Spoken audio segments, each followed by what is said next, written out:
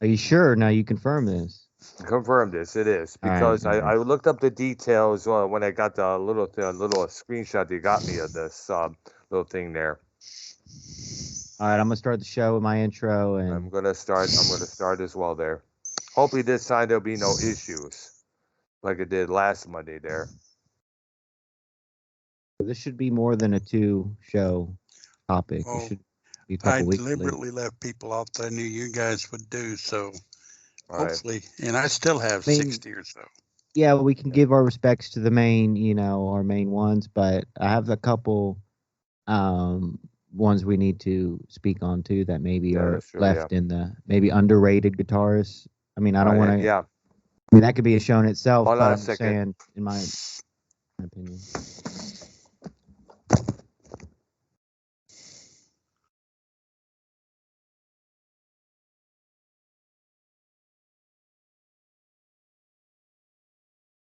I guess somebody's going, right?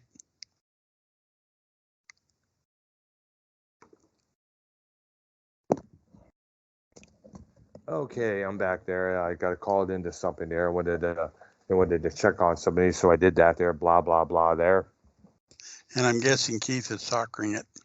Yeah, I'm gonna say that. I was gonna say the same thing. He's probably he'll be in late. He'll be in late. Always there. Yep.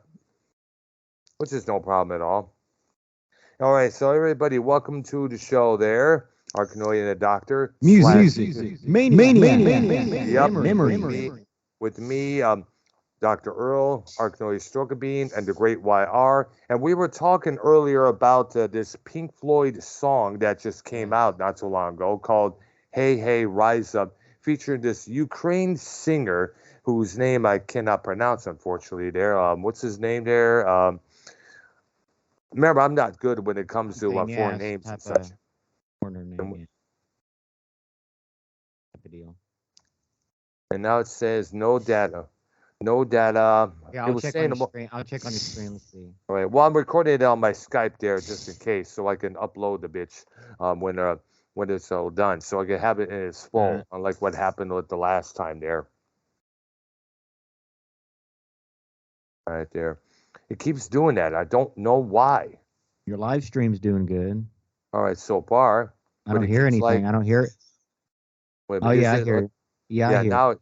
But now it's doing the same thing again. Well, yeah, don't worry. No, don't worry. Your stream's working fine. Don't worry about all the other stuff. It's working fine now. All right, now, because I don't want it to end it up like it was the last time here. Well, that came through fine too once it uploaded. Not really, but the thing was, we did a 90-minute show, and I was only able to get, only thing that came out of it was 33 minutes worth. All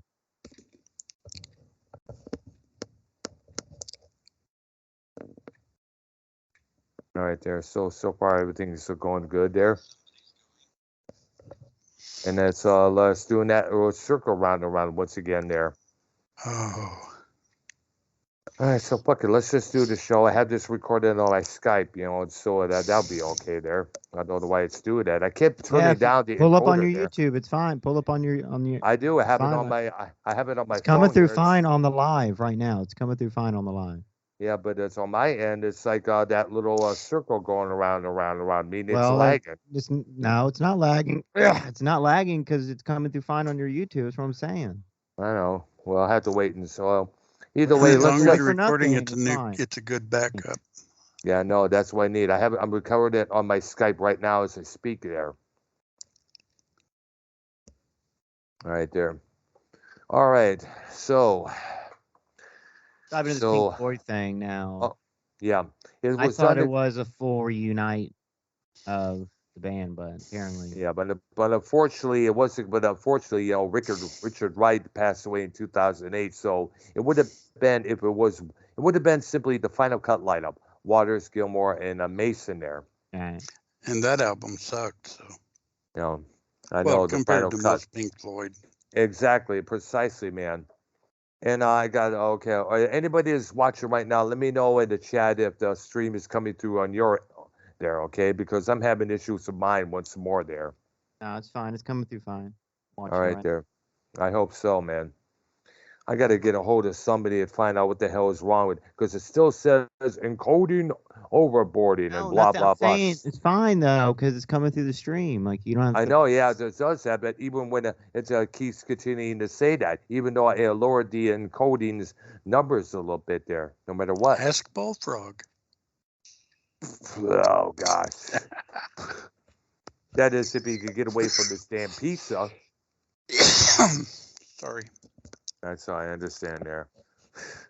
Most likely he queef about that. All right, there. All right, so once again, this is Music Maniacs and / Arknolia and the Doctor, and we're going to be taking a look at almost all the guitar players out there, lead, rhythm, guest appearances, and we got so many, regardless of genre that's involved, whether it's rock, metal, funk, disco, jazz, you name it there. So, well, real quick, did you hear the Pink Floyd song? What'd you think about it? I was listening to it earlier on when you called in, which is pretty technically good it was their first newer song in years, like just as whoever was doing it, right? as Pink Floyd, yes, since 1994's The Division Bell. Now, it's also interesting to hear a Pink Floyd song with a different singer on it, other than Have a Cigar from years ago, that being Roy Harper. This is the Ukrainian singer from the band Boombox. So this is like a collaboration there, and I'm gonna go ahead and find the article here. I know it because you sent me a screenshot of the whole thing there. So let's see what we got here. Blah blah blah. I'm looking on my phone here because it seems to. I wonder if they're gonna do a thing with this Ukrainian singer, like permanent, make him the new singer. I know. I think this is something they've done on one-off for the in support of Ukraine and what's going on over there. All right, there. Here we go there. Okay, I got it on guitarworld.com. It's going to be coming up pretty soon here. Pink Floyd's David Gilmour, Nick Mason, longtime bassist Guy Pratt are joined by Andre. I cannot pronounce his last name, but it ends with starts with a K there. Costanza. Costanza. Oh, no. Costanza? Yeah. Yeah, right. All right. And from the Ukrainian band Boombox on the song. The song is called Hey Hey Rise Up, and it was released in support of the Ukrainian when the Russia invaded that country back in February. Now, also featuring Nitin Sawhney, I think that's how it's pronounced. It's spelled Sawhney on the keyboards, and vocals from Andre, if that's how I pronounce it. If it isn't, feel free to correct me there. The song is, of course, it posted, now in February, Andre posted a video of himself singing the World War I era Ukrainian protest song, The Red Viberin in the Meadow, in the then empty square there on his Instagram page. The recording went viral and formed the basis of the new Pink Floyd song. The powerful song features a stunning and classic Gilmour display of lead guitar prowess, backed with the wailing of emotive bends, perfect attack, and glass-like tone that have been long his trademark for years. You can hear it down below. Gilmour said, quote unquote, "We, like so many, have been feeling the fury and the frustration of this vile act of an independent, peaceful, democratic country being invaded and having its people murdered by one of the world's major powers." Gilmour, who has a Ukrainian daughter-in-law and grandchildren, said in that statement. On how he came up to know the Ukrainian singer, Gilmour said, in 2015, I played a show in Coco in London in support of the Belarus Free Theatre, whose members have been imprisoned. The band Pussy Riot and Boombox were also on the bill. They were supposed to do their set, but their singer had visa problems, so the rest of the band backed me up for my set. We played Wish You Were Here for Andre that night. Recently, I read that Andrea had left his American tour with his band Boombox and gone back to Ukraine to join up with the territorial defense. Then I saw this incredible video on Instagram where he stands in a square with this beautiful gold domed church and sings in the silence of a city with no traffic or background noise because of the war. It was a powerful moment that made me want to put it to music. And down here has the video, the Instagram post right here. Let's see if I, okay here.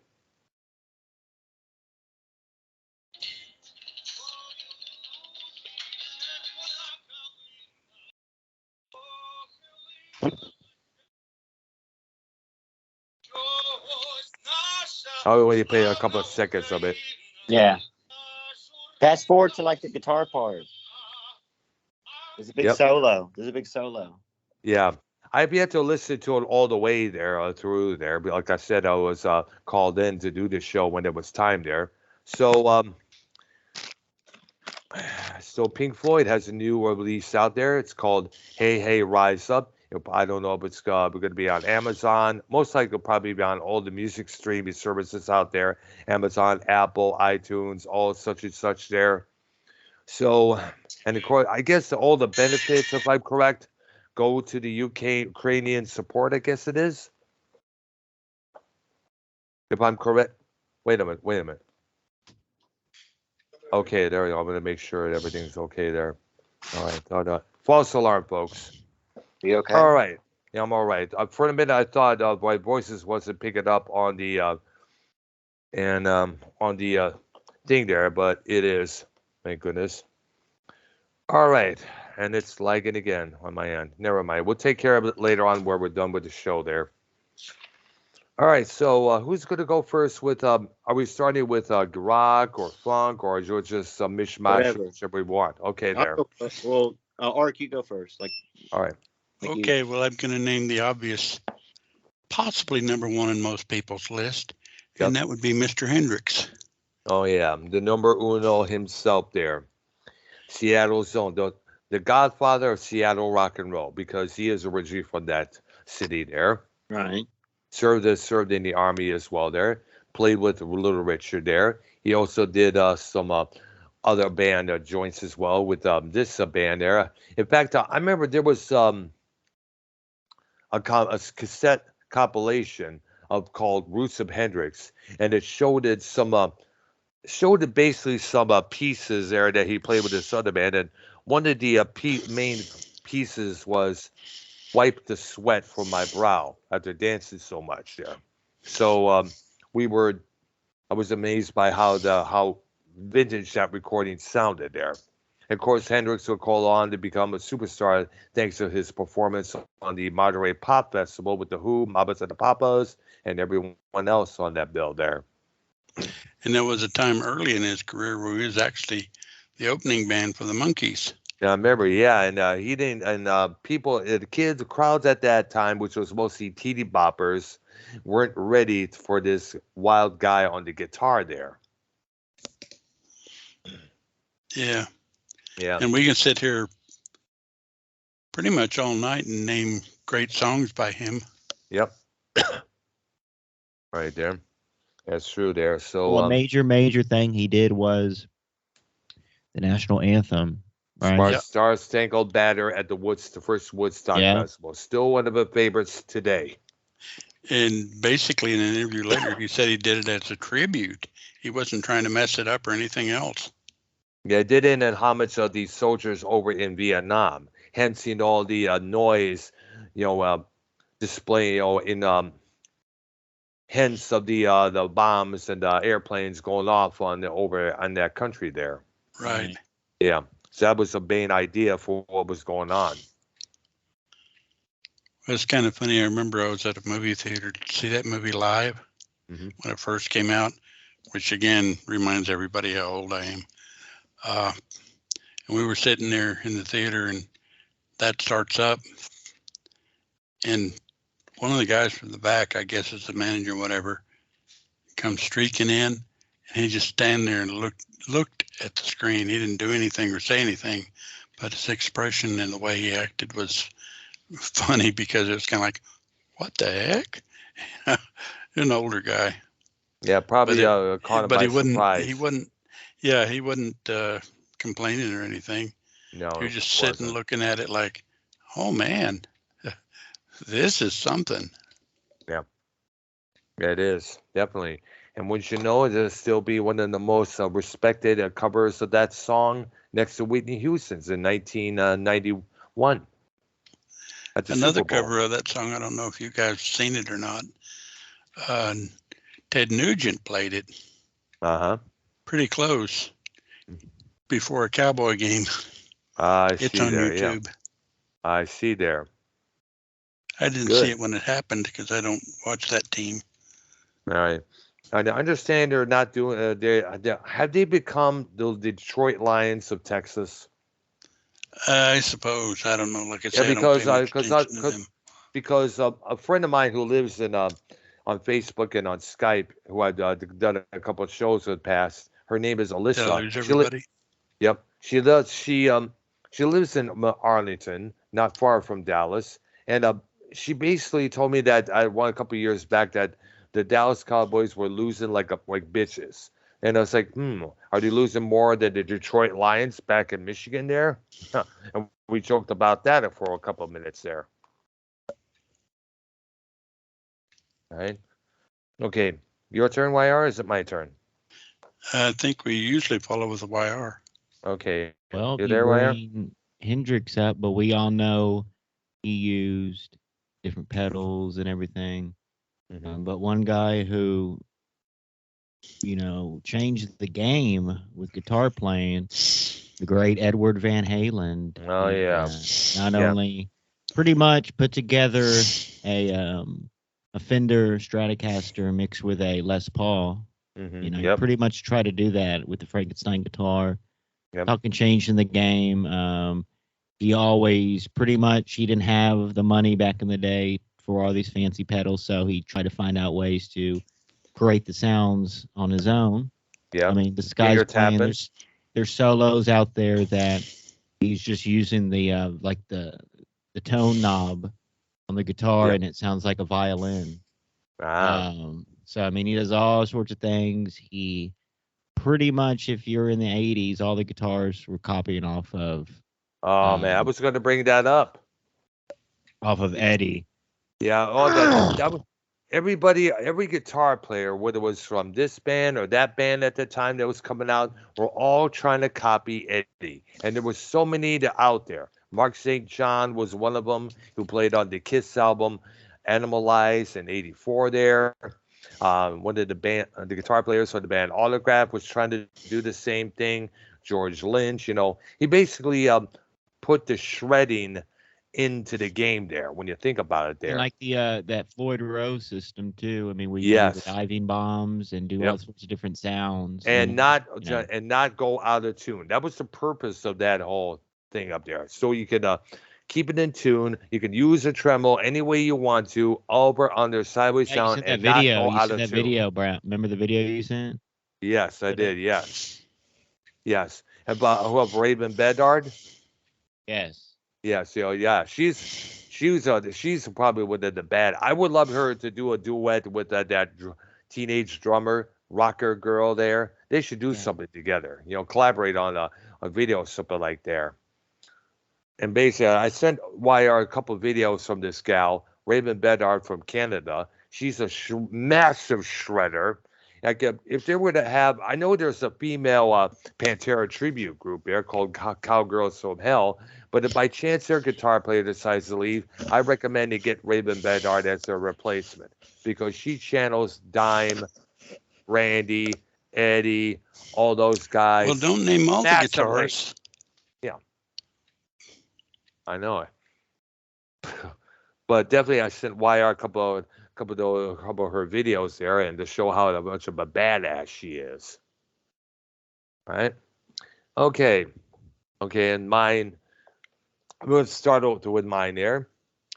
This guy here, as you know, we discussed him a few times. He was one of the main inspirations to why I got back into the guitar. I quit for a couple of years out of disgruntlement, and then I picked up a couple of records from the thrift store there, Lizard and It'll Wake Up a Dizzian, and the band was called King Crimson. I listened to those albums there, and then I started buying more King Crimson albums like Lark's Tongue Aspect, In the Court of Crimson King, Island, Starless, and Bible Black. And I was so taken by the way this guitar player did his thing there that I decided to take it up again.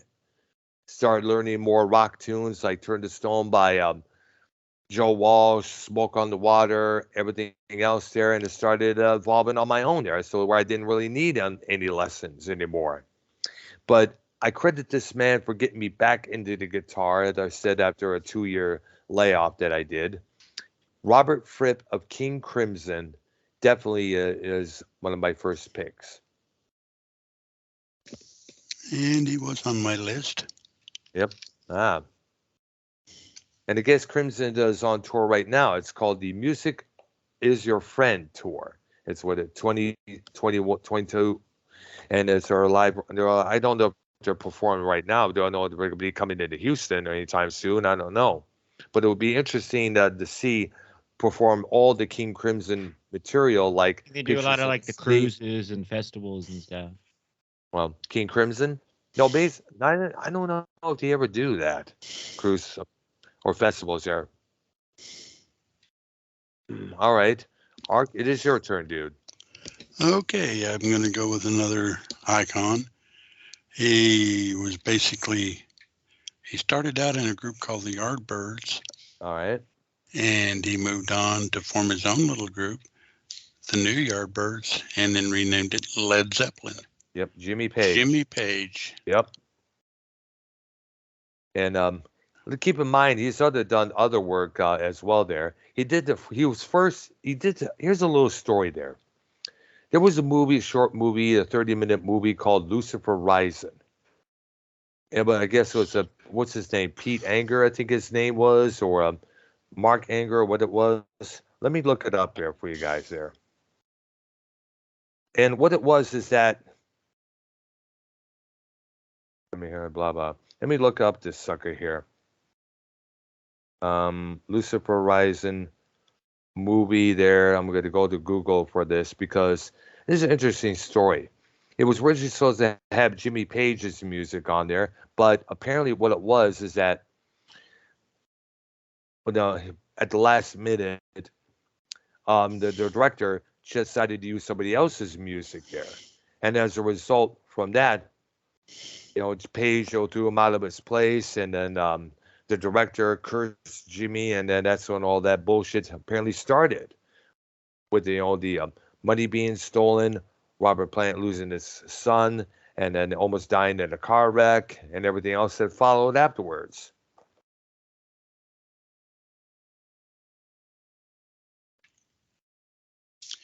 And he also did a couple of albums with David Coverdale. Yes, right there. Yeah. And he also did the soundtrack for Death Wish 2, which is one of my favorites. And let's also not forget The Firm with Paul Rogers, The Bad Company. They released the self-titled and Mean Business, and that was it. Coverdale Page. Yes, remember that there. And he did a collaboration with Robert Plant. All right, called the No Quarter album, right. And a couple of tours, and another album called Walking into Clarksdale, I think it was. So he's a busy man. All right.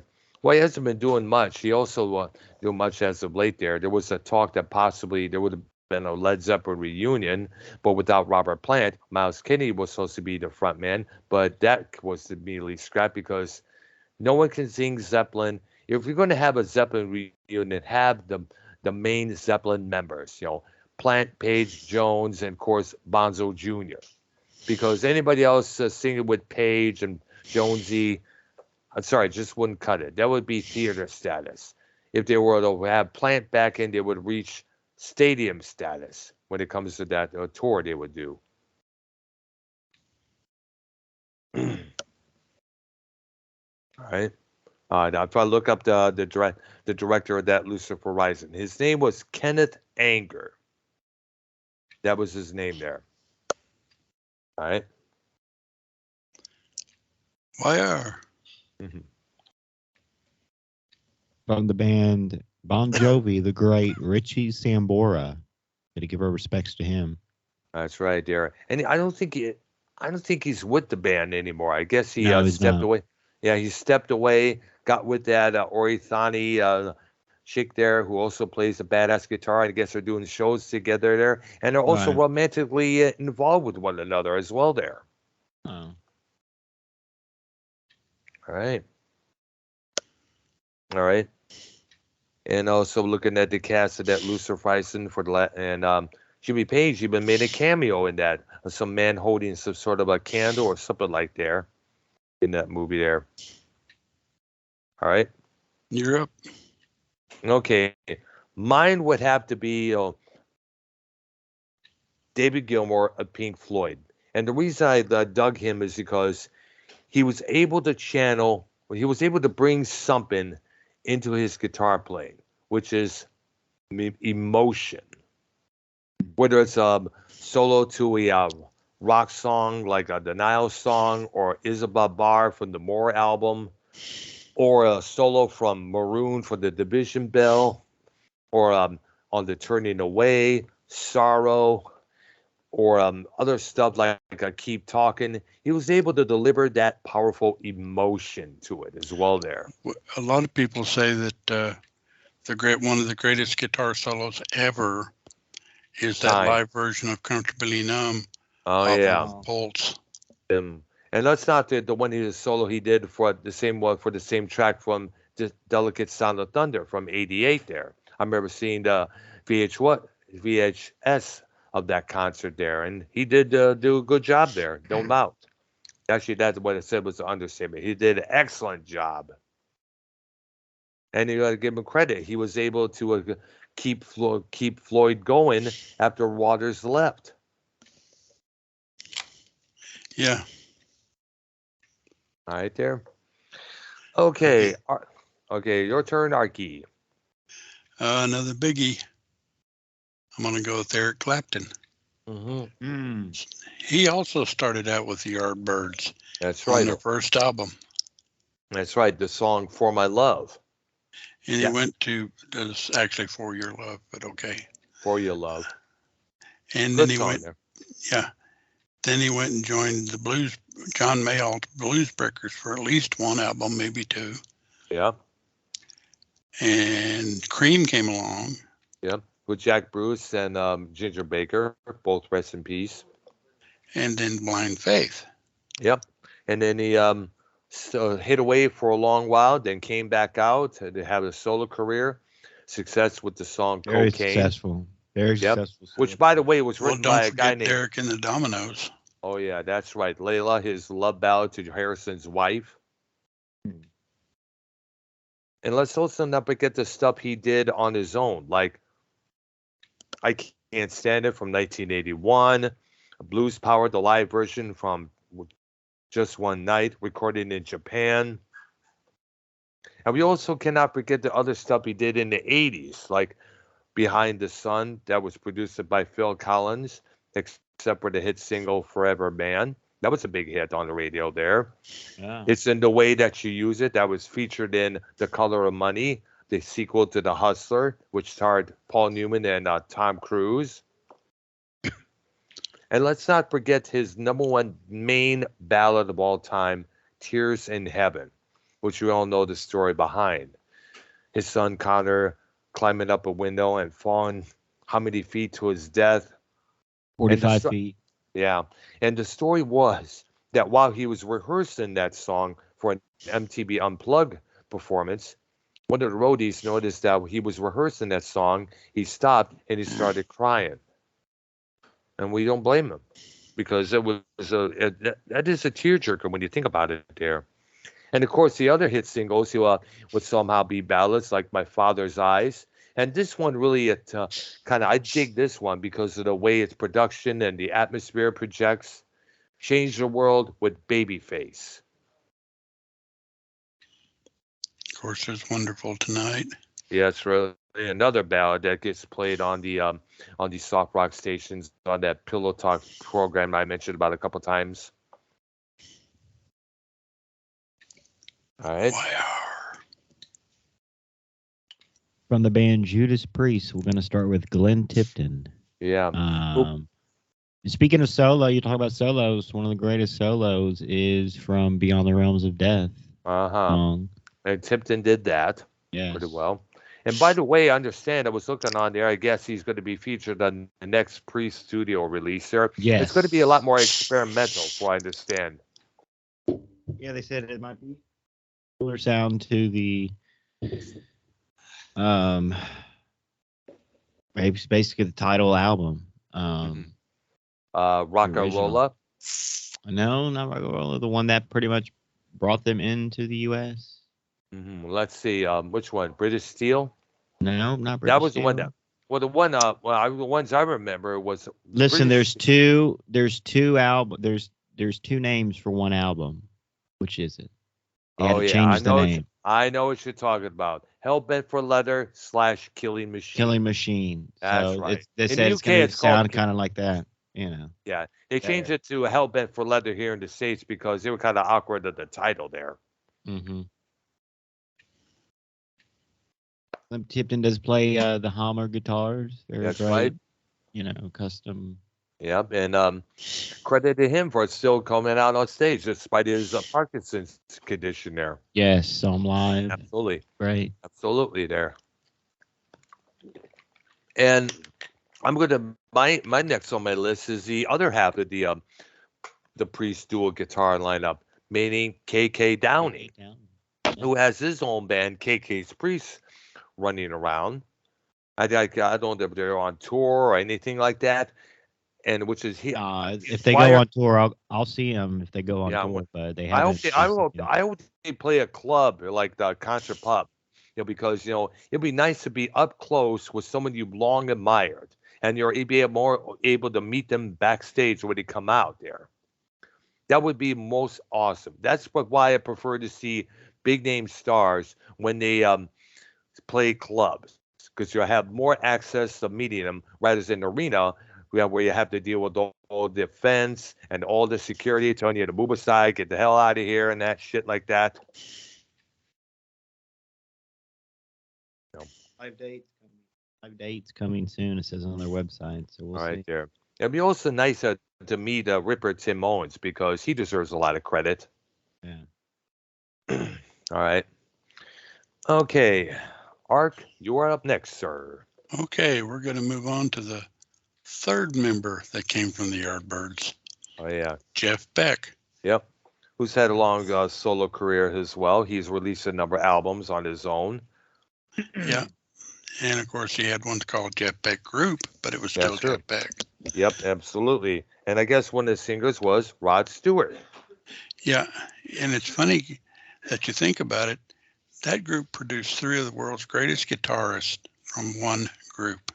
Yep, and Beck and Page played together for a while. Yeah, look up the movie Blow Up, and they're doing that version of Train Kept a Rolling, but with different lyrics there. And at the end there is some sort of a static or some sort of a amp issue goes on with the Beck's guitar, and he ends up bashing the guitar, smashing it, and throwing it in the crowd, and our girls just go gaga, grabbing for it left and right. But the guys produced a lot of great solo stuff, too.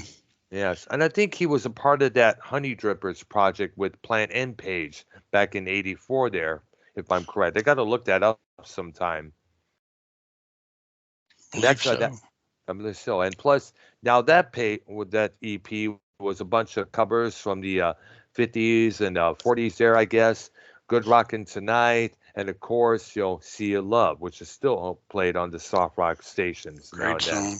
It is, definitely. They definitely did justice to that song. All right. YR, you are next, my man. Well, we have to, can't be forgetting about people.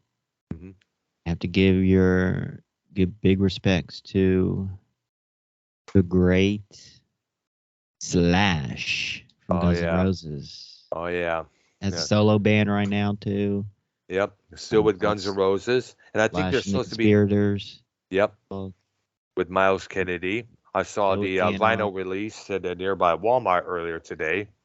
Listen, they're doing let me look up his solo shows, because look, his band plays in smaller venues, obviously, and it wouldn't be that bad seeing Slash play in a smaller venue. Now, there won't be any GNR songs. Maybe they play one. I don't know. Well, they do it. Well, they have to, because, mainly the ones like either Sweet Child of Mine or Welcome to the Jungle there.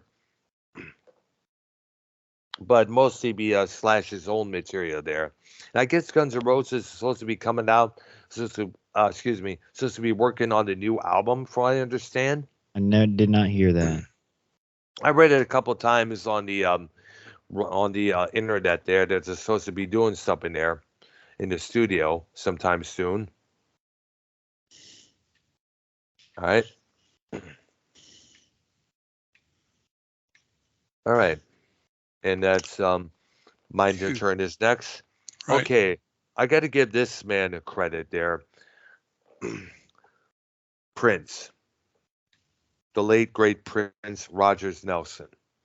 Because he was able to do a lot of shredding, a lot of Hendrix style playing on those earlier records like Controversy, Dirty Mind. He did a lot of good solos, like on Let's Go Crazy, When Doves Cry. And let's not forget that cloud guitar that he had soon got massively popular when he debuted it on the movie Purple Rain back in 1984. And I just found out that in 1985, there was a VHS release titled Prince of the Revolution Live that was recorded from a broadcast in some sort of city. I don't know what it was. And they recently decided to remix and remaster that whole concert and release it on vinyl. I saw it advertised on Facebook there, which was pretty good, because I remember seeing the VHS back in the day, and the sound was not that good. I'll tell you that. So whoever did the remastering of that and remixing definitely deserves a lot of credit for doing that, because it certainly needed it. And he hasn't, I've seen it on YouTube. Yep. He was a guest on a rendition of While My Guitar Gently Weeps that he just killed that song. Yeah, I remember seeing that. Yeah, my sister sent me that link there one time, and him, Tom Petty, Jeff Lynne, and he did a Harrison Proud when he collaborated on that song. And it's funny, I once heard that a reporter asked Eric Clapton how it felt to be the greatest guitarist in the world, and Clapton says, "I don't know. You need to ask Prince." Yeah, yeah. I remember you mentioned that before there, which is a good compliment, Absolutely. I know. And sadly, now, as you know, Prince no longer with us. He died a couple months after David Bowie did. And of course, who died a couple of months after Lemmy Kilmister did. And I love what they did is they took all the images of three and they built them together, photoshopped them together. It's kind of like a homage when you look at it there. Okay. My next guy is from a three-piece band out of Canada. I am. By the name of Rush. All right. Alex Lifeson. All right. All you have to do is hear Spirit of Radio and know that guy could play. Mm-hmm. Although he did a lot of other stuff too, obviously. But yeah. The solo to Limelight. Yep. I mean, there's lots of examples you can pull of his stuff. All right. Yeah, definitely the stuff like Tom Sawyer, with Subdivisions there. He did a good solo on that one there for sure. Xanadu. Yep. Closer to the Heart. Camera Eye. Yeah, that's right. Mm-hmm. 2112. That's right. Which, by the way, if you ask me, kind of foreseen the upcoming censor issues back in 1985 with the Washington Wives there. Right. Okay. Mr. YR, YR. it is your turn, sir. From the band AC/DC, the great Angus Young. Oh, yeah, Give definitely. our respects. Absolutely. Props to him, and also respect to his younger brother, Malcolm, who sadly departed from us in 2017. They wrote some killer jams together with Bon and Mal and us, Brian, there. And I guess they're still going on to this very day. And he played a Gibson SG guitar. Yep. Very famous. Absolutely. And plus, he, along with Black Sabbath's Tony Iommi, Yes. made that guitar popularized. Is that your next guy, or are you just throwing names out there? That's it. That is my next guy there, Tony Okay. Iommi. Because I became a massive Sabbath fan when I heard the first record on the neighbor's house on cassette there, and I was just blown away. I borrowed it, and I just wanted to learn it. I would capture the same feel that that atmosphere had on that record there. And I think I mentioned this to you, YR, and Ark. I tried even playing. It was a rainy day at our old Roseville house. There was lots of flooding in the garage that we had, and despite that, I would go to the garage, plug in the amplifier, play the guitar, and try to capture that sound, try to capture that feel, that atmosphere. Now, looking on in my 50s, I was like, what the fuck were you thinking, Earl? Lucky to be here. Yeah, exactly there. Now, there was no shocks, no issues, or no zaps or anything like that, thank goodness, because it kept everything way for the wah-wah. But, to think doing something like that back then, I was like, what were you thinking, Earl? What the fuck? Oh. Okay. My next guy got his start in a group that, well, a lot of people don't know this. Procol Harum. Ah. And then he went on to have a great solo career for a very long time. And he's still going as far as I know. And that's Robin Trower. Ah, Bridge of Sighs, In City Dreams, twice removed from yesterday. If you want to hear a real guitar virtuoso piece, find Daydream, the live version in Montreal in 1970 something. Mm-hmm. It's epic. And let's not forget the solo he did for Two Rolling Stone. Oh yeah, Day of the Eagle. Yep, absolutely there. He sat here for a long time and named great Trower songs. And he's still around. I guess he's still doing shows occasionally here and there. I've seen him, I think, 5 times. All right. And each show was incredible. All right, there. All right. Okay. From Ozzy Osbourne's solo band and Quiet Riot, the great Randy Rhoads. Oh, yeah. Taken from us too soon, man. Way too soon. Way too soon. It's what's even more sad is that, that kind of cost, that even, I think I mentioned this before. Randy's death from that plane wreck kind of started the rift between Kevin DuBrow from Quiet Riot and Ozzy Osbourne. Now, even though it was not Ozzy's fault that wreck occurred, but in a way you got to see for where Kevin DuBrow was coming from. Your best friend and your bandmate was on tour with somebody else, and he all of a sudden died in a car wreck or a plane wreck. You're going to feel some sort of resentment towards the person they went to play for. Because in a way you feel like, hey, you're supposed to take care of my boy. It's like if you leave your dog over a neighbor's house while you go away for the weekend and you get a call and find out that dog has died suddenly, you're going to be pissed at your friend there because you're supposed to make sure you take care of him. the one thing you're supposed to do, and you couldn't do it. And I'm thinking that's what Dubrow was having that issue with Ozzy over about. So he kind of had that issue with Ozzy, not. I basically felt like he allowed Randy to die, even though it wasn't Ozzy's fault. The one that needs to be questioned was the guy who was flying that plane. Which I guess he died too. I guess so there. Also on that plane was this stylist who was dear close friend of Sharon Osbourne at that time as well. Yep. And up until his death, up until her death, Dolores Rhodes, his mother, would receive flowers on the day Randy passed every single year from Ozzy. And he continued to do that up until her passing a couple years back. Oh. All right, there.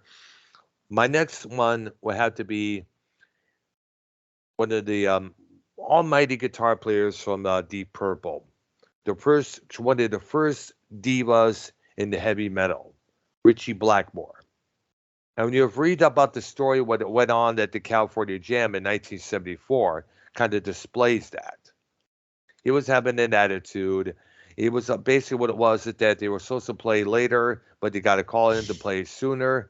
Blackmore was not having it. He said he's not waiting till he's not playing now. He wants to wait till the sun goes down a lot more. And towards the close of the set, he basically trashes 3 of his skid Stratocasters. He blows up an amplifier. He strikes one of the cameramen with one of the remainings of that guitar. You have to look on YouTube to see what I'm talking about. And he almost got arrested for that. Soon afterwards, the members of Purple decided to get on their jet or helicopter, whichever, and flew on out of there. Believe that was Space Truck, and they were playing when he did that. So I got to look it up, but still, look it up, YR, and everybody else listening. It is a trip to view there.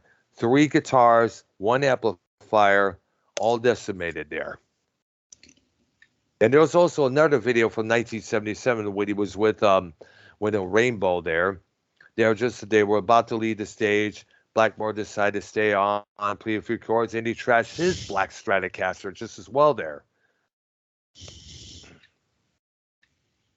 And by the way, Townsend. Yep. Yeah, pretty much there. Yeah. Okay, my next guy was a member of this group's classic lineup. Yes, Steve Howe. All right.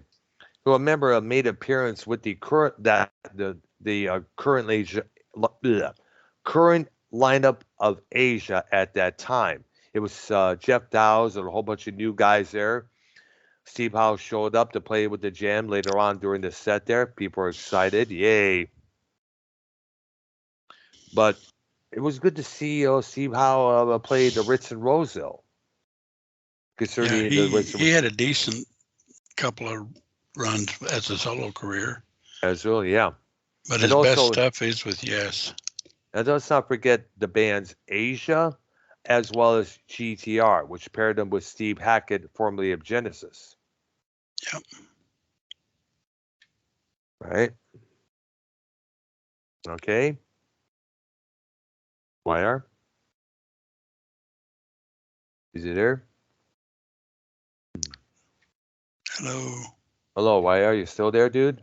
I was on mute. Sorry. Basically, we it's okay there. Forget to mention the guy that basically made the Flying V popular in rock and roll, and that is the great. And I have his guitar hanging on the wall right now. That black and white famous Flying V, Michael Shankner. From UFO. Now, remember the beef that KK Downey said he was the one who made it famous, blah, blah, blah? Yes. Well, I just read an article saying Michael Shankner, his look, his blonde hair, his leather, and his Flying V was out way before, like basically KK ripped that off of him. The blonde hair, right? Yep.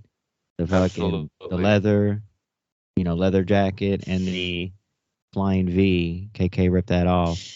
But Michael Shankener from the Scorpions, UFO, right? And the the Michael Michael Shankener group. Yep. Now this and later on the Macaulay Schenker group as well, because he listed Robin Macaulay for the band Grand P. And they now here's the a issue, couple of good albums. Here's the issue. The UFO, the band. What do you all know about them? Have you ever seen them live? I heard they're very, very historic and all that. I have never saw UFO live. I only know a couple of their songs like Lights Out and of course the iconic Doctor, which Iron Maiden did as us for a B-side there. But I understand they were like a major influence to bands like Iron Maiden and such. Right. Eddie Trunk lists them as one of his favorite bands. Their live record, Strangers in the Night, is highly respected as well amongst the live albums that are out there. And yep. Go ahead. And we got to give him credit give Schenker credit for his other work as well. Captain Nemo, Rock My Nights Away, Armed and Ready, Cry for the Nations. Pretty good stuff there. He put it out there. He was also one of the first guys that featured Cozy. Well, actually, he wasn't the first. I was going to say he was a part of Rainbow as well there. Cozy Powell, rest in peace, was one of his members of his band, along with Graham Bonnet from Alcatraz and Rainbow as well there. And I guess he even had a couple other ex-members of UFO in his group just as well there. Yeah. Those are good albums. I used to have them. Yep. They are famous for the cover of one of their albums called Force It. Yes, I remember.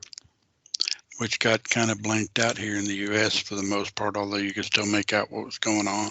Absolutely. And the two models on that album cover will later go on to form a group of their own, an industrial project called Throbbing Gristle, Chris and Cozy. All right there. My turn. My next one will have to be this good guy. He's a good guitar player. Well, he did a lot of good licks with the Scorpions in the 80s releases there. Like Rock You Like a Hurricane, The Zoo, No One Like You Give Me What I Need, Still Loving You, Crazy World, Martinez Yabs. He's still with the Scorpions to this very day. And if you notice that he's been wearing this cap on his head at all times there. Do you think that's because he's grown bald or he just loves wearing that cap? I think it's because he's starting to lose some hair. Absolutely, yeah. Anytime you see a musician or anybody wear a cap 24/7 when they're out in public, it means that they're going bald. That's the other option they have to solve that issue is to shave their heads completely. And I don't think I don't know if Martinez Jobs would sport a bald head at this moment. Although Wolf Hoffman from Accept has been doing that for a long while there. Yeah. Okay, right. My next guy is from another group where he was the main guy. Dire Straits, Mark Knopfler. One of the first guitar players to do a pick instead of using a guitar pick with his fingers next to Lindsey Buckingham and Robbie Krieger from The Doors. Don't be stealing my list. Well, I know, but I'm just pointing something out there. They'll come up again later. I know. It doesn't matter. All right. Okay. Why are you next? You are next, my brother. Well, need to give a minute for this person, also deceased. The great Stevie Ray Vaughan. Oh, man. You know?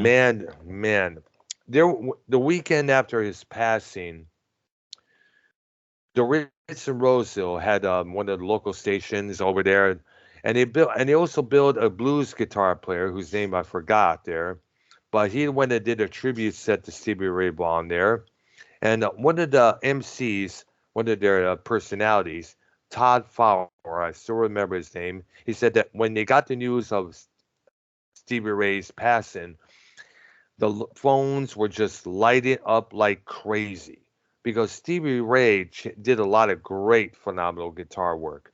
His cover of Voodoo Child still remains top notch. Couldn't stand the weather. Little Wing, yes. His other material like Pride and Joy, Couldn't Stand the Weather, Crossroads, I think it was as well. There, a different song with the same title, if I'm correct. And also, let's not forget his cover of Superstition, the Stevie Wonder tune. Yeah, and the one that used the nursery rhyme, Mary Had a Little Lamb. Ah, yeah, definitely there. Still respected to this day among the blues greats.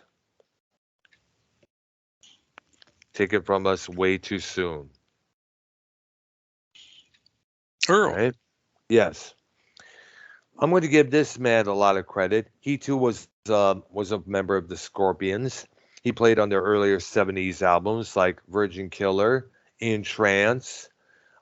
He played also on, well, not necessarily on the, I was going to say Lonesome Crow, but Michael Schenker did lead on that album there, which kind of sounds like the first Black Sabbath album when you think about it, production-wise, that is. Oh, Uli John Roth deserves a mention because he did guitar work with them on the earlier records like Taken by Force. That's just as well there. In Trance, and of course the controversial Virgin Killer. All right, there. So he definitely deserves a nod for his work with the Scorps. Okay. My guy is an early pioneer, but is very well known. Chuck Berry. Good guitar player. He popularized, I don't know what kind of style of guitar that he used to play. The model of it was a Gibson, I know that. Yeah. I'm just kind of looking up what kind of guitar that he modeled because he used to play that a lot, you know. I think you can hear his guitar in pretty much all his works. Like Johnny B. Good, Maybelline, School Days, Memphis, you know, My Dingling. Yeah. Yep. All no those particular songs place there. to go. Yep. Come Home, I think it was the name of his. Another one there. All right. Sweet Little 16. Oh, yeah. All right. Wire is up next. Well, let's go ahead and throw in my personal favorites. All right. The band Dokken. George Lynch. Yep. Lynch. All right, there. Who's making appearances with his old singer there in the singer's current lineup of Dokken? Oh yeah, whenever they come back around, I'll be gonna have to go check that out. And come every year. That's right. Every year. Really, it's Dokken, you know, with Don Dokken, but yep. And then George does like 3 songs, but maybe this year they'll do a full out tour. All right, there, or it's full set there. The bass player plays for Horner. Yeah, Horner, Jeff Pilson. So. And their drummer, Mick Brown, I guess he retired, what I understand there. Yeah, but I think there'll be a Dokken reunion soon. Sometime. I know they had one in Japan many years back there.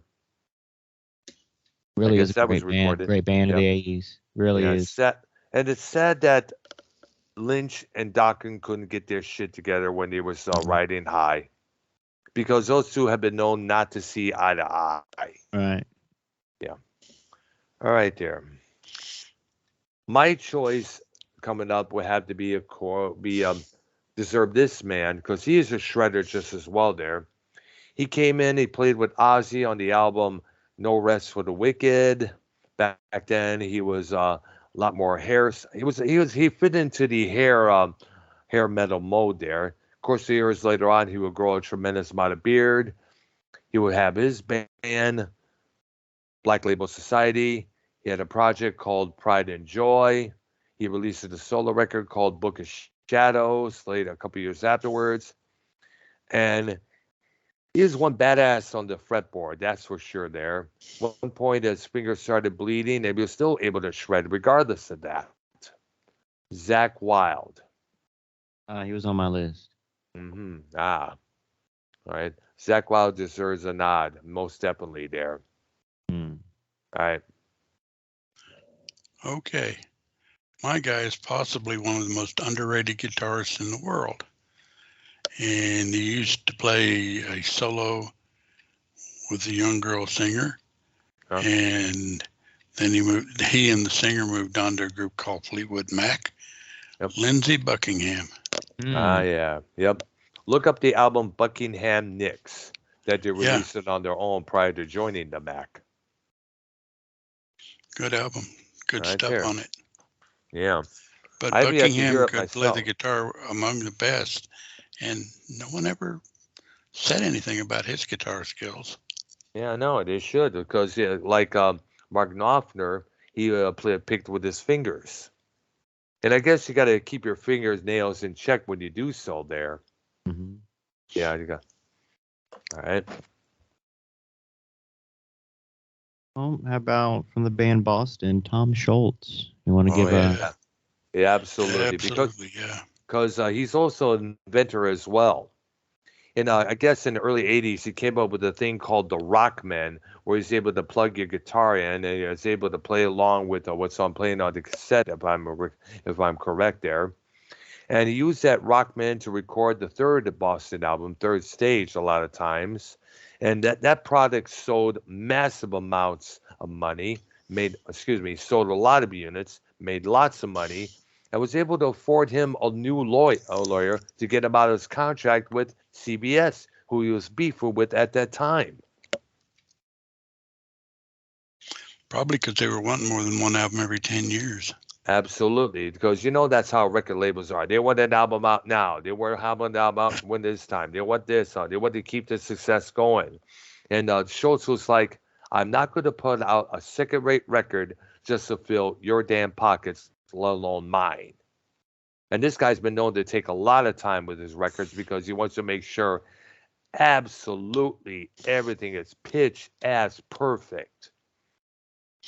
Pray doesn't make a live record, that's for sure. That ought to be dead by the time the recording is actually done. I mean, like, bro, look, like how many albums did Led Zeppelin come out with? Well, let's see there. Under 10, right? Like under I think 10. so. Let's see there. First GNR. Fine.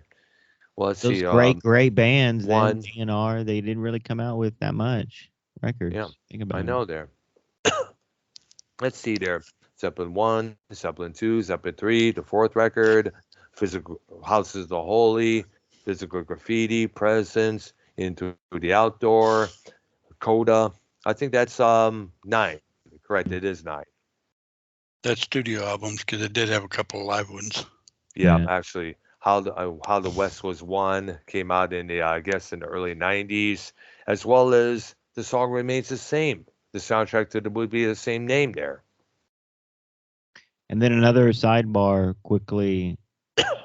More than ever before, I really think in the 70s, not really the 80s, because it came out with the Floyd Rose, but definitely in the 70s, I see more people using Gibson Les Pauls than the Fender Stratocaster. It almost looks even, but I really think more people back then used the Les Paul. I know. I guess the Les Paul had a lot of good pitch to it. I guess. Yeah, it's all about the tone with that. It's a tone, the sound there. I know. Look at that. Wild always used a Les Paul even. Yep. Even Randy Rhoads used a Les Paul, that cream one. No, Then actually, it was a white one with a black white one. pick guard. Yes. Yeah, the white one. That's and awesome then looking. who else? I mean, obviously Slash used them for years. Yeah, Page. And then if you check out the new, when you see Dawkins, when you see George come out do his songs, he uses a 3. Basically, there's 3 pickups on there instead of the 2 on the standard. There's 3 on there, and you can tell it's a vintage Les Paul, almost like a dark cherry red, like a dark red, burgundy color. But he even uses those till this day. Those that good tone. And speaking of a Les Paul guy, well, I have a good pick coming up. So go ahead. No, I was going to mention we can't forget Ace Frehley as well from Kiss. That's your guy. Go. Yep. All right. Give this man credit because Ace is still out there. It would be nice to see him reunite with the original Kiss lineup with Peter, Chris, and Gene and Paul. But the problem is there's so much bullshit between the Gene and Paul and the other 2 guys. It's going to take a long, long time for that to swirl over so you could do a full-blown reunion show. Now, I don't know if Kiss are still on the road. Haven't heard anything from a while there. But, the idea of, I guess, it's just kind of awkward seeing Tommy Thayer wearing Ace's makeup, along with Eric Singer wearing Peter's makeup there. But then again, I guess they had to sell the rights to those makeup, personalities to Gene and Paul. Because I guess what it was is that when people think of Kiss, they think of the Demon, the Star Child, Spaceman, Catman. They're not going to go for Demon, Star Child, Spaceman, Foxman, let alone Demon, Star Child, Ankh Warrior, and Foxman. And they're certainly not going to go for the non-makeup era. The Kiss they want is the one that I first mentioned there. And that's what the people only know from. That's what they know. So obviously that's one of the main reasons why they still wear the makeup to this day, prior to, even though they're still in their 70s. That's the Kiss that influence all these bands, including Pearl Jam and Nirvana. Yeah. Okay, my next guy is a long-standing member of a group that started in the 60s. Right. The Byrds. All right. Roger McGuinn. All right. There. Master of the 12-string. Yeah, he popularized that. That's for sure there.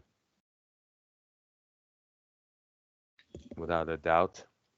Yeah, you hear Mr. Tambourine Man, that opening little licks that he does on that 12-string, and it's like, oh, that's definitely something you're not going to forget.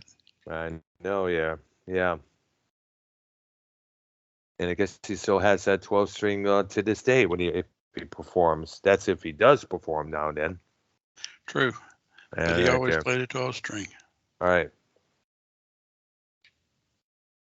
Well, a group that you guys don't seem to be very into, but a guitarist in a group. I mean, you have to give the group big ups for their following, and the guitarist was a character himself.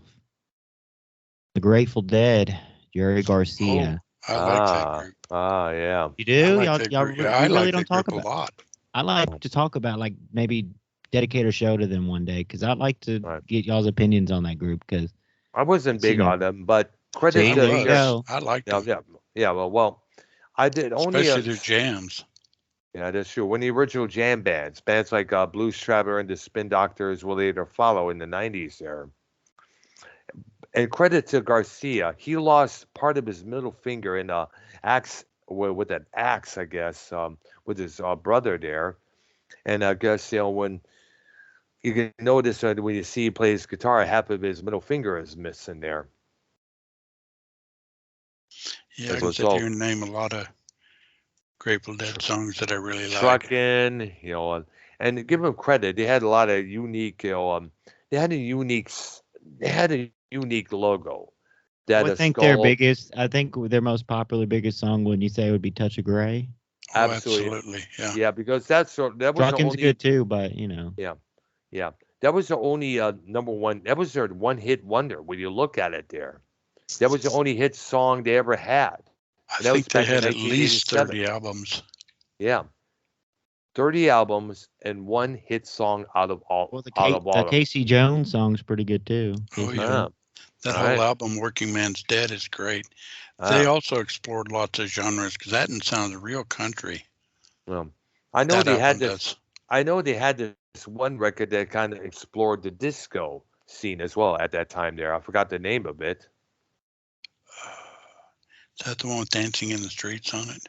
I do not know. I only heard about it through a hearsay here or there. I remember it was mentioned in a couple of publications there. I got to look that up sometime before I hit the hay tonight. Yeah, and like I said, they explored lots of genres. They had a wholly psychedelic album called Anthem of the Sun. Mm-hmm. And they had another one called Aox Moxoa or something like that. Uh-huh. All right there. So definitely Jerry Garcia that gets a lot of credit. Oh, yeah. And when he died, no doubt the San Francisco scene was in tears everywhere with his passing. And it was kind of sad because the Dead had set up a thing called the Rex Foundation. And as a result from Garcia's passing, the Dead decided to call it quits. Now, Bob Weir and the other Dead members, they decided to go on as Dead and Company for the past couple of years. But, it would be nice to have them do the Grateful Dead, review show. They're already doing that with Dead and Company, but it would be nice to have all the original members of the Grateful Dead, Sans, Garcia, and Pigpen. Yeah. Yeah. All right, there. And next on my list would have to be, I mentioned this guy briefly, but this guy did a lot of shredding on one album by Kiss. Animalize came out 1984. Mark St. John, rest in peace. Definitely there, because he died a couple years back. And he was only, I guess you could say he was in Kiss for a minute, I guess, when you think about it there, because he had this condition in his right hand that developed to where he would have to do the first half of the show. Bruce Kulick would come in and finish the rest. And before the tour was actually done, Bruce Kulick would be the official guitarist for Kiss. I remember Paul Stanley said in an interview that he did run into Mark St. John's girlfriend at one point. He asked, how is Mark doing? And she's like, not so good. His band turning Keith, purple. do you have? There you are. You have your list of your favorite bands, guitarists? Well, I remember we already did this topic. We already did favorite guitarists. Really? When? Like 5 months ago. I said Mark Knopfler on the list and Slash. Well, we already did this topic like 5 months ago. Well, Earl and I weren't on that one. Yes, you were. I think wow. Damn, we gotta look. I gotta look at the library of shows that we did, man, because we did so much. To have a revamp because some people pass away, and yeah, that's true. That point there, yeah. So revamp your list, Keith. Bands you like with the guitarists. Yep. It could be any years, 90s, 2000s. Right. We'll put you in 60s, 80s, 90s. Okay. Okay, my turn. I'm going to go with a guy who played in a band with his brother in the 60s that had a bunch of big hits and were very influential on other bands. And that's Ray and Dave Davies. The Kinks. Yep. All right there. And we know what song Van Halen covered on their first record there. You really got me. And later on, a couple years later, they would also cover Where Have All the Good Times Gone? And of course, the first song I ever heard from the Kinks was a single called Tired of Waiting for You. Yeah, All Day and All of the Night. That's true there. Mm-hmm. Oh, I like that song. Yep, good song there. Yeah. And also, when you get a chance, Keith, you got to look up a live record they did in 1980 called One More for the Road. Yeah. Good. Okay. Excellent. They had their version of Lola on that album. Outstanding. When they first start the chords, the audience just wouldn't stop clapping and shouting, "Yay!" And at the end, they All would right. sing along with us, sing along with Ray there. Yeah, Okay, I will. that song's kind of in a way, a controversial song because people haven't figured out what it's about. Yeah, let's put it this way: it is one of the first LGBTQ songs. When you think What? about it, there.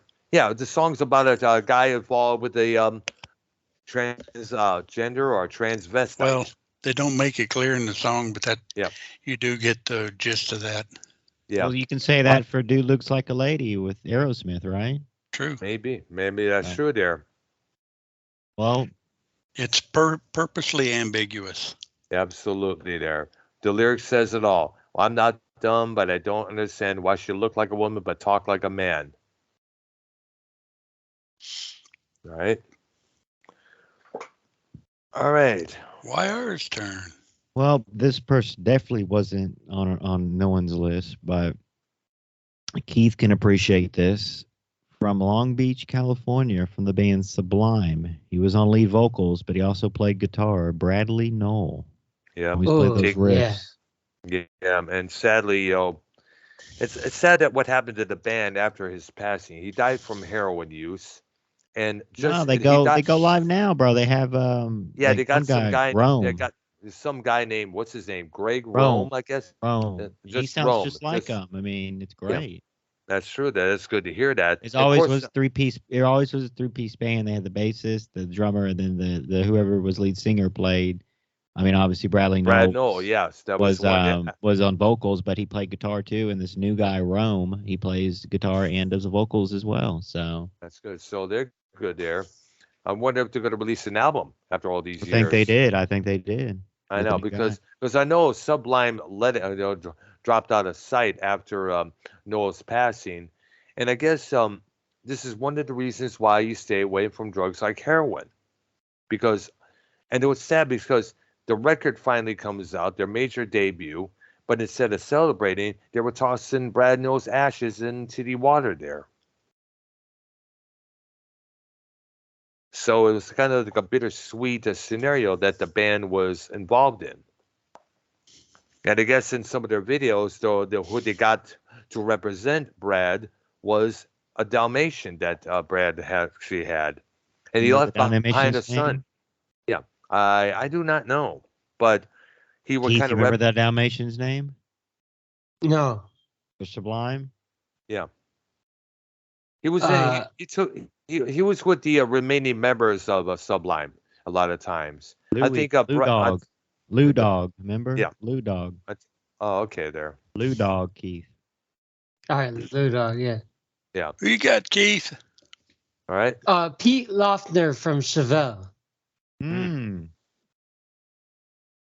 Why you know the band Chevelle? Yeah, I heard of them. They're all right. I heard of them. Yes, All right. yes, as well there. All right, right. Dr. You like them?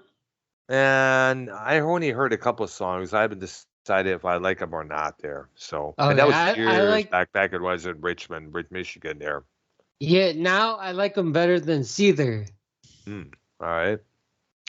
Okay, my turn. They're number 2 for me for my favorite bands of all time. Number 2. All right. My pick is a guy that played with Axl Rose's version of Guns N' Roses. He's also worked with one of the bass players that I mentioned a couple episodes back, Bill Laswell. And he's known for wearing a KFC bucket on his head and wearing a white face mask and a yellow raincoat.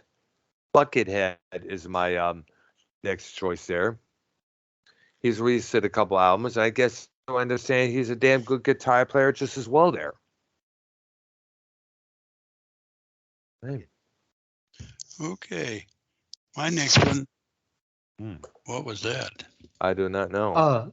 I think I just punched my mic by accident. Oh, dude. Okay. All right. My next guy has been around for a while and in and out of this band. When I say in and out, he wasn't out very long. Aerosmith, Joe Perry. Oh, yeah. Let's not forget the Joe Perry project he had in the early 80s. Let the Music Do the Talking. That was originally supposed to be an Aerosmith song there. They did it on their record, done with me years later when Joe Perry returned to the group. But it was a different lyrics than what the Joe Perry project had. And that was big on the radio at that time, 1980, when that record came out.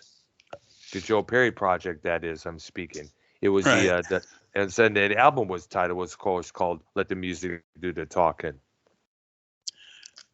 YR. How about let's give a nod to let's give a nod to the great from a couple groups in his solo career, Joe Walsh. Wow. James Gang and his solo career. He was definitely on my list. And the Eagles as well there. Now Earl stole I had Ace on my shit. I was gonna. My bad, but we're all gonna get. Well, this is gonna happen. I mean, you're talking about great guitarists. Somebody stole. There were a lot of the stuff that you guys mentioned on my list as well. I just said, yep. But you know what? They were going to be mentioned no matter what.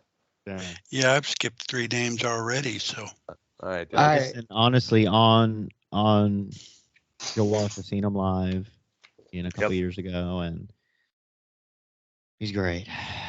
The only time I only saw him back in 1983 when he was opening for Stevie Nicks at the Joe Louis Arena with my sister and her boyfriend at the solo. Wow. Yep. Because his solo stuff is really good. Yeah. And he comes up with some unique album titles like The Smoker You Drink, The Player You Get, You Bought It, You Name It. You Can't Argue with a Sick Mind. He comes up with some unique album titles. Okay, there's a song out there that you guys need to hear by Joe Walsh. The title is ILBT. Yeah, I heard about that. That's referred to women's breasts, so I understand, correct? Yep, that's the one. Yep.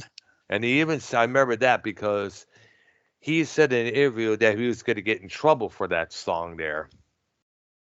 Well, it's a fun song to listen to. All right, there. I got Keith Wallin from Breaking Benjamin. Because he has the same name as you, or no? I love Breaking Benjamin is for me it's the greatest rock band of all time for me. JB's favorite band. Yeah, next to a C there. Yep, and Chevelle. All right, and my next one on the list had to be somebody who had definitely took King Crimson to new heights when he hooked up with Fripp back in the early 80s. Adrian Belew. You already brought him up. You already brought him up. You did? Not Belew. You did. No. Oh. Not you didn't bring Belew up. I was looking for Belew. Oh, shit. Yeah. Adrian Belew. That guy does some things with a guitar that are unreal. Absolutely. He was whatever. I never heard of a guitar synthesizer until I saw him perform with King Crimson on the show Fridays. It was ABC's version of Saturday Night Live, but just before that. And he had a guitar synthesizer. He also played with Frank Zappa. He also worked with, I guess he also worked it with the Talking Heads when they had a 7-man lineup earlier the year before, 1980. And he also did work, I guess, with David Bowie, if I'm correct. Yes, he played on Heroes. And Rose? No, I think that was Robert Fripp. Well, it's both of them. Oh, okay. Because I know And if you want to hear a song that really demonstrate what he does with a guitar synthesizer, find one called Dinosaur. Oh, yeah, definitely. Yeah, I had that album that was on Tarax. And Elephant Talk. All right, there, yes. Definitely. Or Betty had the whole album Discipline from King Crimson. He has that. Oh, yeah. Absolutely. He was basically, you can't blame Robert Fripp for hiring this guy back then because this is the guy who gave Fripp competition. Absolutely. competition and the friendliest gesture. All right. Well, that's Hello? another guy off my list. What All the right. heck? Mute yourself, Keith. Oh, okay. I didn't know you could hear that. Yeah. Oh, yeah. Okay, my next guy is another icon of the 50s who left us way too young and too early, Buddy Holly. Oh, yeah. And he was one of the first guys to popularize the Fender Stratocaster when you look at it there, because that was his guitar of choice. And for his time, he was really good. All right. Taken from us too early, way too early. And against Richie Valens, he also popularized that guitar as well, the Strat, if I'm correct. Right. Ah, nice. All right, there. YR, you are next, my brother. From the band Pearl Jam, the great Mike McCready. All right. You like Pearl Jam guys or no? I don't. I never did. Some of their stuff's pretty decent, I think, but actually their cover of Get a man falling home, no girl. Last Kiss was decent. All right. I know I think they did a version of You Got to Hide Your Love Away from the Beatles at one point, I heard a couple times. And this was on the loudspeaker at the grocery store that I worked at back in Richmond, Michigan, years ago. It's actually another group in the 70s that did a cover of that song called Silky, I believe it was. Ah. And they had a female singer. They did a pretty decent job. Yeah, it's good to hear. But then what band hasn't covered the Beatles when you think about it? True. I want to say something about Pearl Jam. Yeah. Okay, I see Pearl Jam as a bridge between classic rock and modern rock. Possibly. They kind of reach that bridge right now is because they're still together, and it goes starting to get gray hair in here and there. And plus, you also got to remember they did a record with Neil. They worked with Neil Young occasionally a couple of times there. Yeah, that if you want to see a great, I think it's from the Hall of Fame inductions. They did a thing together where they did "Rockin' in the USA" and "Effin' Up." Oh yeah. Yeah, I think Pearl Jam brought that sound of like bridging the bridge between classic rock and modern rock. Now, I want to ask you guys, does anybody remember the VMA performance of Rockin' in the Free World with Neil Young and Pearl Jam? Wouldn't you agree that Eddie Vedder, when you look at that footage, see how wasted Eddie Vedder was? Because he was hardly able to move and stuff like that. He must have been stoned out of his mind. I don't know what it was. You look at that performance. I remember seeing it when it was. Remember seeing a couple of. I remember it was played. That performance was played a couple times on the old MTV. I was like, you look at Vedder. It's like, is he high? Is he stoned? Is he like falling asleep at there, or what it was? I don't know. Well, you had to have seen it on YouTube, but did you see him? They either started or followed up with "Effin' Up." Oh yeah. Well, this was on the VMAs. They did the first Animal. I think it was a 1993 VMAs. I think it was 93 or 94. I forgot which year. One of those 2 years. They first did their song "Animal," and then Neil Young comes on and joins them with "Rockin' in the Free World," and that's where you notice how stoned out of his mind he was, or something like that. I don't know what it was, but still, damn, dude. All right. That's cool. All right. Or not. What? Not cool. I was always going to say. Yeah, not cool. Geez, dude, what the fuck? I think we're right. Keith, correct? Oh. Patrick Callahan for Seether. All right. All right. Is he the one who sings as well? Or is I this don't know. somebody else? Oh, geez. Okay, I'll look up lead vocalist. Lead vocalist is Seether. Thank you very much. Okay, and my next one. Sean Morgan. Okay.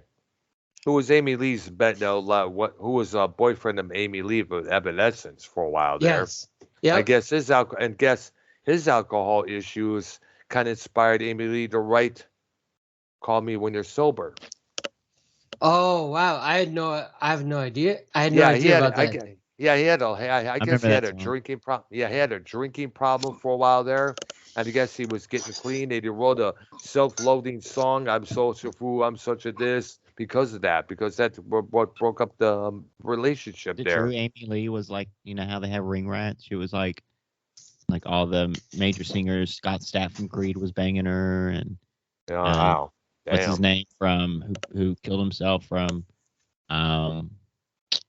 what's that one band, Keith, you like? In the end, it doesn't even matter. Linkin Park, yeah. Had an affair with the Linkin Park dude, Benjamin, whatever. Chester Bennington. Chester Benjamin, yeah. Bennington.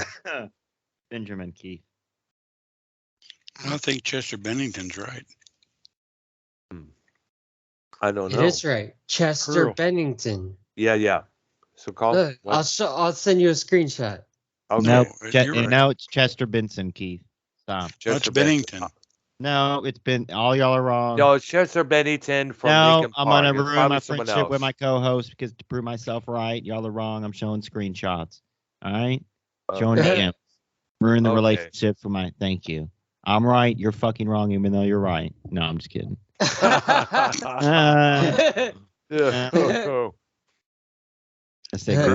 that good comedy right there. Oh, yeah. Speaking of girls, we got to mention this. This is the first female on the list here. Oh, Lita wait. Ford.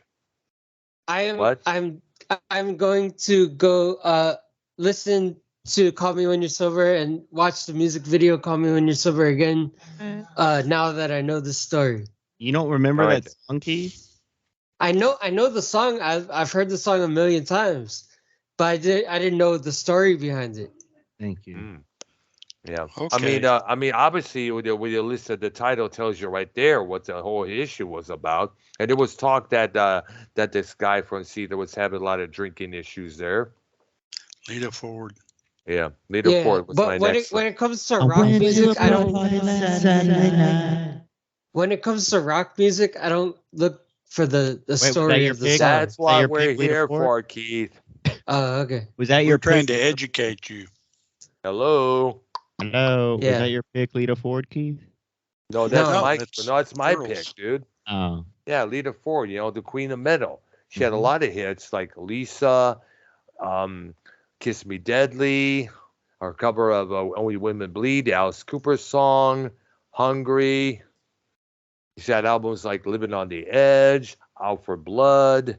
Also, the album Stiletto, the album lead, which was, let's of course not forget one of her big songs, the duet with Ozzy called "Close My Eyes Forever," which I mentioned this band Lilac did a cover of that with this singer named Mercury. What's his face there?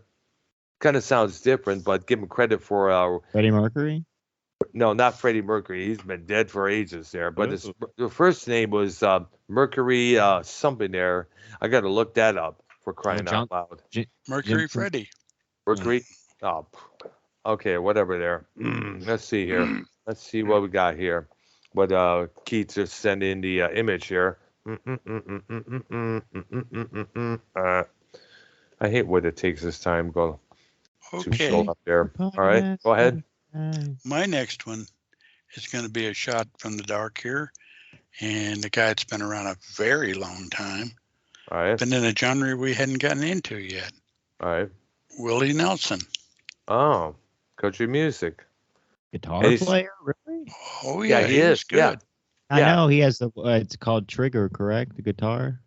Yeah. You want the acoustic guitar with the hole, the classical guitar with the hole, the extra Yes, hole in and there. that different strap that he has. It's a unique kind of strap there. I cannot figure it out. Keith, look that up real quick. Look up Willie Nelson's guitar. And by the way, that's another maybe topic we can dive into one of these days this year is famous guitars, like famous. Yeah, we got to do that. Guitars. Definitely. Yeah, absolutely. Willie Nelson's guitars, what?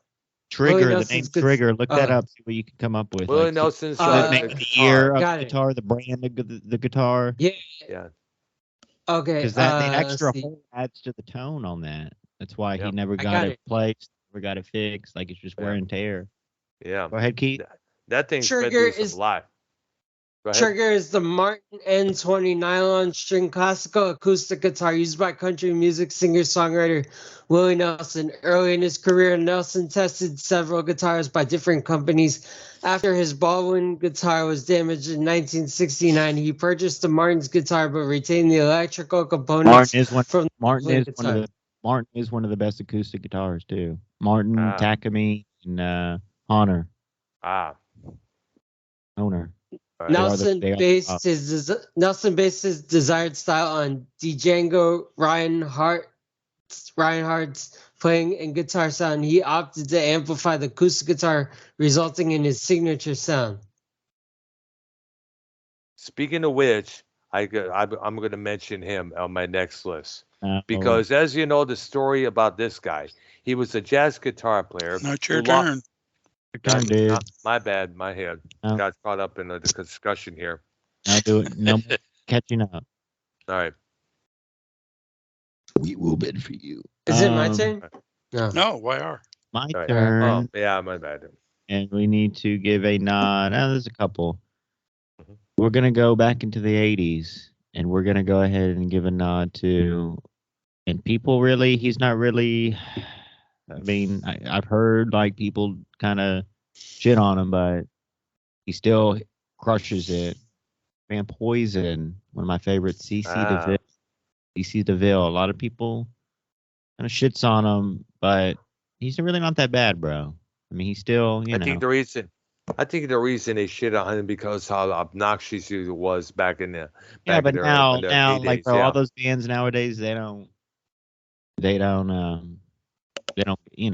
dabble in shit like they used to. They're older, fucking they all have their separate tour buses now. They can so it's a lot different, but Poison's one of those groups that still come original when they tour. Obviously, me and Earl, we're gonna try to get to this Motley Crue thing. We're gonna try the Crew, Poison, Def Leppard.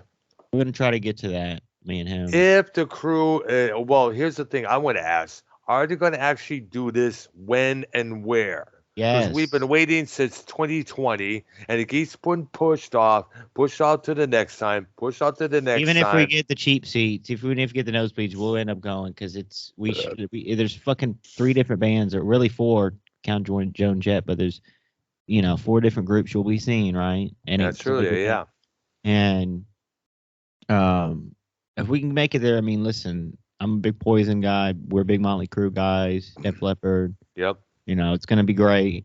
You know what I'm saying? Now, Vince Neil, he does do solo shows. Yeah, occasionally. They're not, I think he did one like a couple weeks ago or something.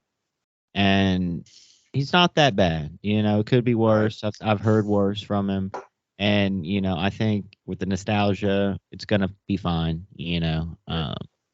Obviously, I think they got just they just got like so much publicity and more popularity from that Dirt movie that, they originally were retired because they originally were retired. So they probably got a big offer and they put this together and, so I think if he really couldn't do it, he wouldn't do it. But then it's like, well, you're going to take the payday regardless if he can still sing or not.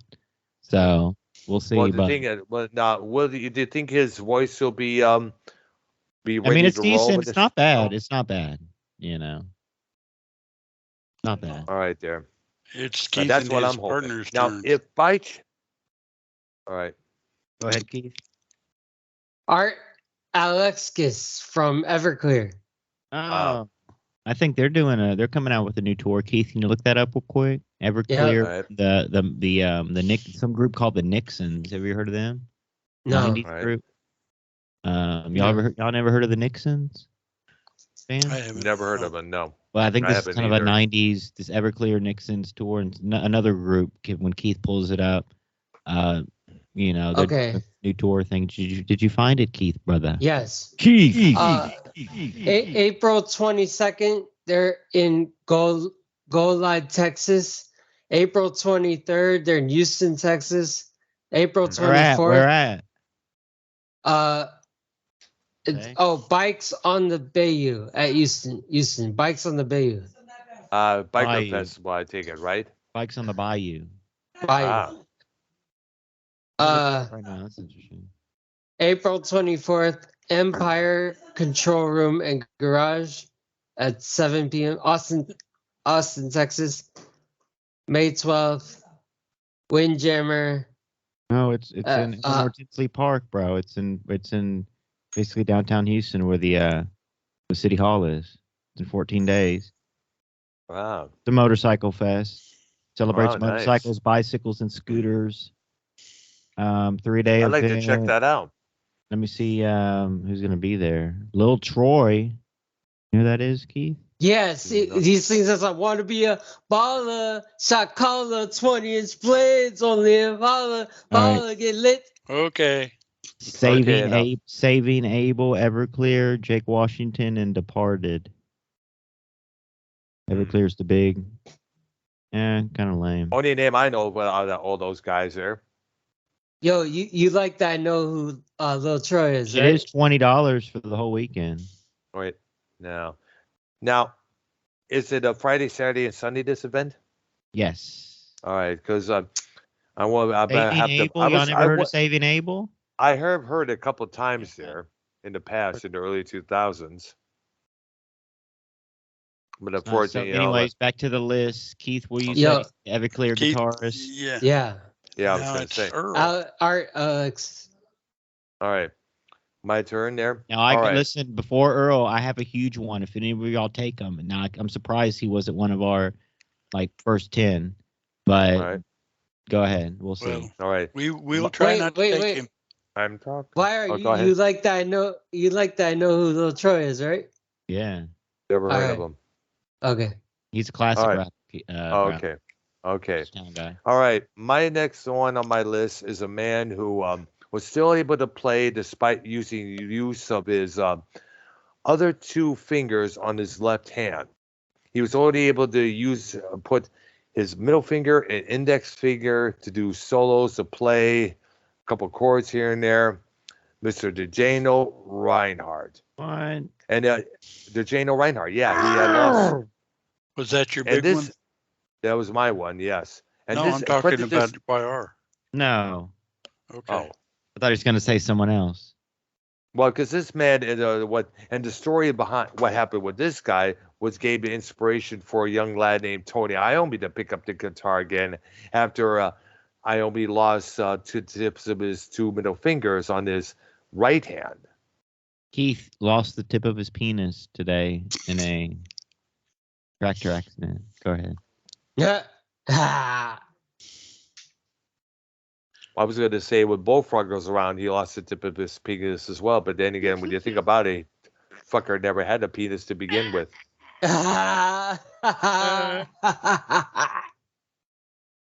Unbelievable. All right.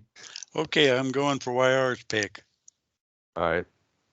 This is a guy who has some phenomenal work in a band called Creedence Clearwater Revival, John Fogerty. All right there, yeah. He did some good solos there. Especially on their... Go ahead. Go ahead. If you listen to the solos on Susie Q and heard the good Grapevine, their Marvin Gaye cover, you know what I'm talking about. No, they're not that good. Listen to Ramble Tamble. Uh-huh. No, CCR did a bunch of fucking good songs, right, Keith? They did there. Right. Yep. Yeah. I like Ramble Tamble. Have you ever seen The Rain? Yeah. Yep. Who will stop the rain? Who will stop the rain? And that song, from what I understand, was inspired by the rainfall that occurred at the first Woodstock in '69. if I'm correct. Yeah, but like I said, you can name lots of songs. Yeah. And seriously, listen to Ramble Tamble. He does some slide guitar in the middle of that song. It was unreal. All right. Wait, did they also sing Long Train Running, or is that Doobie Brothers? Yeah, that's Doobie Brothers. Oh, that's okay. Doobie Brothers. Yeah. Okay, so my pick, I cannot believe none of y'all brought this up, from the band Deep Purple, Richie Blackmore. Earl mentioned him. I did? I already mentioned him. Yeah, I did. Sure? Yeah. Yeah, sure. Right, let me go to, because he took it from my list. All right, let me go to my backup. Mick Mars from the great Motley Crue. Motley Crue, of course. Credit to this man. Absolute credit. In this condition, which is like kind of like arthritis over his body, he's still able to play. He basically has what like Jesse has. Jesse. And I cannot pronounce it, but yes, that's where his bones kind of freeze up like an arthritis. It's like in a way there. Lobotomies or something. Yeah. He had to have hip. I remember he had to have hip surgery to do the reunion tour, the Carnival of Sins tour in 2005 there. And he's unable to move his neck, by the way, because of this condition. But he was able to keep playing with the crew no matter what, despite being in that pain. We're getting close to making this part 1 and doing a part 2 on Monday. But why Keith, it's your turn. Dean DeLeo from Stone Temple Pilots. That's what I'm thinking as well, from Stone Temple Pilots. Yep. Yeah, he is. He did some good guitar licks. And we'll close out with Earl. What do you think? All right. Well, Dean DeLeo. Well, or my choice. Yeah. All right. Credit to this man. We lost this guy in 1993 from prostate cancer. He was a damn good guitar player, as well as a composer and an activist for voting. Frank Zappa. Wow. Oh, yeah. Yeah. Definitely on my list. Yep. Absolutely there. In fact, one of the reasons when I started wanted to relearn the guitar player again, he was another one of the reasons next to Robert Fripp, because I saw a video performance of his show on the old MTV. It was on Halloween night. He played this cool looking, Les Paul with sunburst front there, I guess it's called, on the front of the guitar, and he was a damn good player when you look at it there. Oh, absolutely. He's considered one of the top 10. Absolutely. By a lot of his people. solos on Muffin Man, Envelopes, the solos he did on Montana, I'm the Slime, other tracks that he had done with the Mothers of Invention and his own solo career, definitely deserve a mention there. Rest in peace, Frank. We miss you dearly. All right. And that's a good place to close and pick up next week with our part 2. All right. Which I'm going to... Yeah. Do you know the song "Crying Like a Bitch"? Yeah, I heard about that. That was What? Yeah, it's a song. Yeah, it's a song Godsmack wrote about Motley Crue's Nikki Sixx. Oh wow, I didn't even know that. Yeah, I heard about that. The story about that. I guess that there was some sort of a crew fest with the crew there, and I guess they were appalled by the way Nikki was acting like such a diva. Well, that's my favorite Godsmack song. Oh. I didn't know the story, but I'm glad I know the story now. Yep. All right. Isn't he the one that was driving the car that killed that other guy when they were both drunk or whatever? No, that was Vince Neil, and the other guy Vince Neil. Yes. And that was on New Year's Eve, 1980. Yep. Razzle, their drummer there. Remember we did that story about Hanoi Rocks with you and I, YR, and what's his face there? Hey, you're what's his face, Keith? Oh, you weren't there then. No, he wasn't there. No. Oh, so Dr. O, do you like that song? I heard it a couple of times there. But my personal favorite songs, Godsmack, would have to be Voodoo, whatever, And chorus said, "I stand alone." Okay, cool.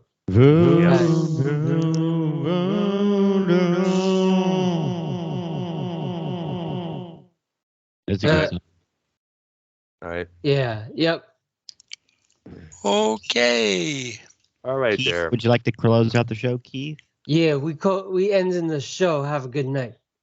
Well, Right. that's it. Okay. Yeah, You call that an introduction? You call that a closeout? What the fuck? Yeah. Wait. Hold. It's better than what YR does. YR will just abruptly end the show with I a don't do warning. that. I don't do No. that. We do So, it like this. Bye-bye. Okay, we do it like this. Okay, we do it the way I usually do it. For Arknolia, for Keith, for YR, and myself, enjoy the rest of your Thursday evening. And we will see you on Monday, same time, same station, as always. Bye-bye. And that's See? how we close out the show. Same bad Main time. bamboo. I like mine better. No, You need to work no, on no, yours, no, Keith, no, dude. no. Same bat time, There you same go. bat place. There you go. Yeah. Same bad station. Yeah. All right. All right, then. And we'll see you all on Monday where we continue our part 2 of our list, okay? Thank Might you. even get into Tomorrow part morning, 3. Keith throws up again tomorrow morning. Thank you. Okay. Okay, there. All right, you guys have a good one. We will see you on Monday as always. Same time, same stations. Bye-bye. Thank you. All right. All right. Okay.